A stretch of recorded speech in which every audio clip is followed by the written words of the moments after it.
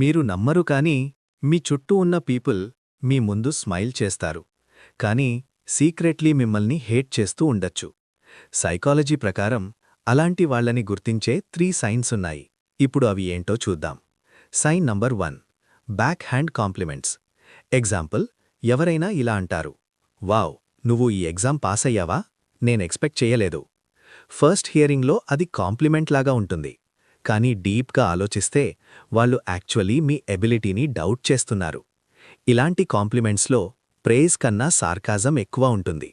సైకాలజీలో దీన్ని back hand complement అని పిలుస్తారు. అది మోస్ట్లీ హిడెన్ జెలసీ నుండి వస్తుంది. సైన్ నంబర్ 2, మీ సక్సెస్ని ఇగ్నోర్ చేయడం. మనం సక్సెస్ అచీవ్ చేసినప్పుడు ట్రూ ఫ్రెండ్స్ యూజువలీ సెలబ్రేట్ చేస్తారు, కానీ కొంతమంది పీపుల్ మీ సక్సెస్ గురించి మాట్లాడడం అవాయిడ్ చేస్తారు, టాపిక్ చేంజ్ చేస్తారు, లేదా కంప్లీట్గా సైలెంట్గా ఉంటారు. ఎందుకు అంటే మీ గ్రోత్ వాళ్ళకి అన్కంఫర్టబుల్గా ఉంటుంది. సైకాలజీ ప్రకారం జెలసీ ఉన్న పీపుల్ మీ సక్సెస్ని అక్నాలెడ్జ్ చేయడం కష్టమనిపిస్తుంది.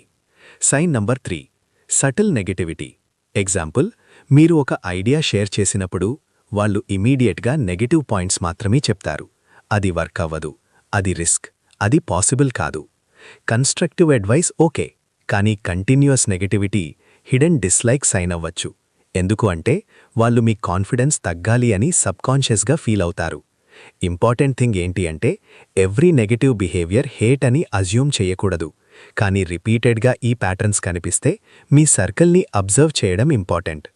లైఫ్లో మన చుట్టూ ఉన్న పీపుల్ మన మైండ్ సెట్ని ఇన్ఫ్లుయెన్స్ చేస్తారు.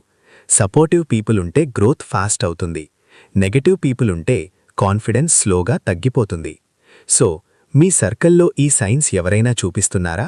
కమెంట్లో చెప్పండి. సైన్ 1, సైన్ 2 లేదా సైన్ 3 మీ ఎక్స్పీరియన్స్ షేర్ చేయండి. ఇంకా ఇలాంటి సైకాలజీ సీక్రెట్స్ కావాలి అంటే ఛానల్ సబ్స్క్రైబ్ చేయండి.